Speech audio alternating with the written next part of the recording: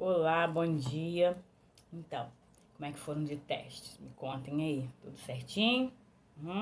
Gostaram do teste? Terminando essa fase de teste, daqui a pouco a gente volta, né? Fazendo essas provinhas, né? Tá chegando. E para dar continuidade no nosso capítulo, que vai para a prova, né? A gente vai falar hoje na página 29, vamos falar sobre o Sacro Império Romano Germânico. Na última aula a gente falou sobre a Revolução de Aves, dinastia de Aves, né? Falamos sobre a dinastia de Borgonha, o Reino de Portugal. E agora a gente vai dar continuidade falando sobre o Sacro Império Romano Germânico. Todo mundo com a apostila aberta aí para poder acompanhar. O Sacro Império Romano Germânico situava-se no centro da Europa, fundado em 962 pelo rei da Germânia, Otto I. Reunia grande parte do antigo império construído por Carlos Magno, que a gente já falou em Carlos Magno, né? Em outra aula aí atrás. Desse modo, o Sacro Império ele era considerado herdeiro do Império Romano, mas agora consagrado pela Igreja Católica. Por isso ficou conhecido como Sacro Império Romano Germânico. Nesse período, a tentativa de unificar os domínios e centralizar o poder nas mãos do rei não teve sucesso quanto em outras regiões. Eles tentaram, né, fazer como em outras regiões, que o rei ele tinha o poder nas mãos, né, mas eles não tiveram sucesso, porque as dificuldades eram muitas, principalmente por causa da diversidade de povos com línguas e culturas diferentes. Assim, a unidade do Santo Império era praticamente simbólica, visto que o rei ele não tinha autoridade completa sobre todos os territórios. Os poderes locais da nobreza e da igreja eram mais fortes do que os poderes reais. A igreja, né, ainda era detentora do poder.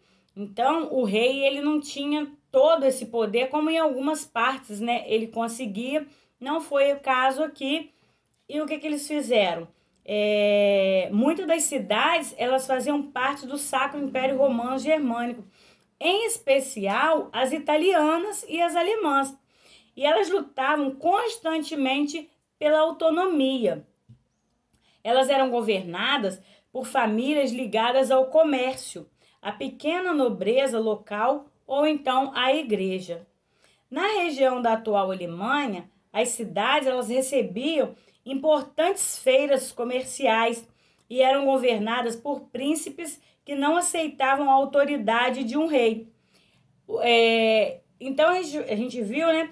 Devido a essa diferença de cultura, de povos, eram muitos povos misturados, muitas culturas, e em determinados locais eles não aceitavam que o rei fosse soberano, né?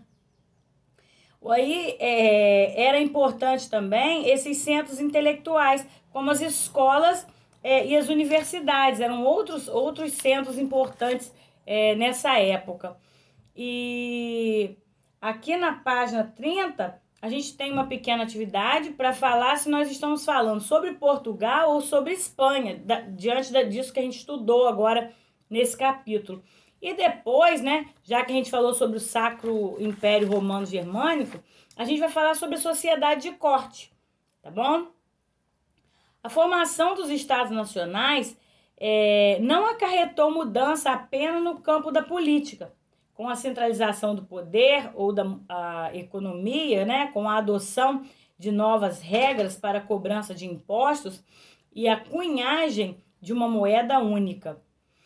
Resultou também na criação de um novo modelo de vida para a nobreza e para os ricos burgueses que viviam em tronos do monarca ou a sociedade de corte, né? Na corte de na corte de Luís XIV, na França, a maior parte dos nobres vivia uma vida de ócio, ou seja, sem trabalho. ou protesto a serem desenvolvidos, projetos a serem desenvolvidos. Eles viviam uma vida parada, eles não tinham muito o que fazer, eles não tinham nenhum projeto para desenvolver, não tinha muito trabalho para fazer, então a vida era ali ócio, parada, era uma coisa, né, aquela monotonia de todos os dias. Muitas vezes eles sobreviviam dos presentes e favores do monarca, e a ele deviam respeito e lealdade. Dessa forma, essa sociedade foi desenvolvendo uma espécie de teatro das relações, em que o mais importante era ser visto na corte, usando roupas, perucas e maquiagens exageradas, enquanto se gesticulava de maneira quase ensaiada. Quer dizer, eles não tinham dinheiro, né? Viviam ali sem trabalho, sem fazer nada, mas viviam aquela vida assim, mostrando as roupas, né? Exibindo aquelas perucas enormes, vivendo uma vida. Eles ostentavam uma vida que eles não tinham, né? Um poder que eles não tinham. Aqui fala que eles sobreviviam dos presentes e favores do monarca, né? Era uma sociedade na qual o essencial era acompanhar e admirar o cotidiano do monarca. Viviam ali bajulando o monarca para poder continuarem ganhando presente e vivendo essa vida aí, ostentando essa vida que eles não tinham. Observá-lo na hora das refeições, na hora de dormir ou nos momentos da caminhada pelos jardins. Aliás, mais do que essencial, era uma hora poder participar desses momentos, né? Era uma honra para eles.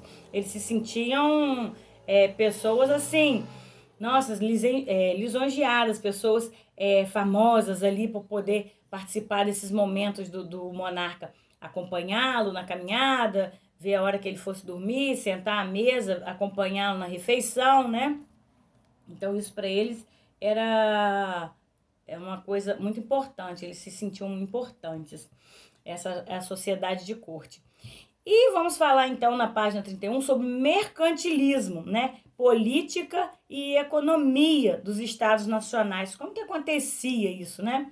A intervenção das monarquias absolutistas na área econômica de seus estados apontou para outros interesses dos reis, os políticos.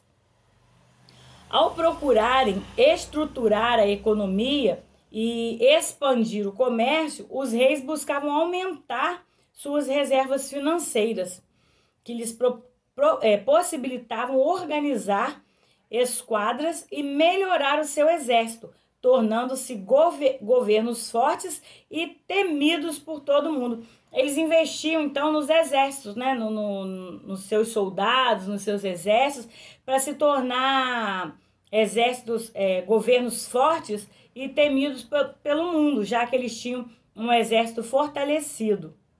Para a acumulação de riqueza, os soberanos eles implantavam algumas medidas comuns, as quais se constituíram em característica do mercantilismo.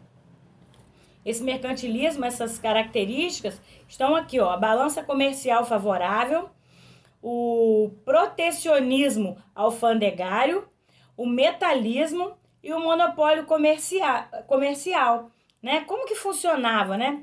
A balança comercial favorável era para que o Estado crescesse economicamente, era necessário exportar mais, né, do que importar. Dessa forma, havia acúmulo de capital. Por isso que a balança tem esse nome de comercial favorável. Exportar mais, né, ganhar mais dinheiro e importar menos. Eles tinham que ter mais produtos para exportar, para ganhar dinheiro, né? E o protecionismo alfandegário? Adotaram-se medidas por meio das quais se procurava evitar até mesmo impedir a importação de bens de consumo, protegendo a indústria nacional. Eles resolveram, então, parar de exportar tanto e proteger aquilo que eles tinham de melhor, né? Esses produtos que eles tinham. E o metalismo visava o acúmulo de metais preciosos, como o ouro e a prata, né? Como as moedas eram feitas com esses metais, quanto maior a quantidade de ouro e prata, maior a possibilidade de o soberano cunhar moedas. E o monopólio comercial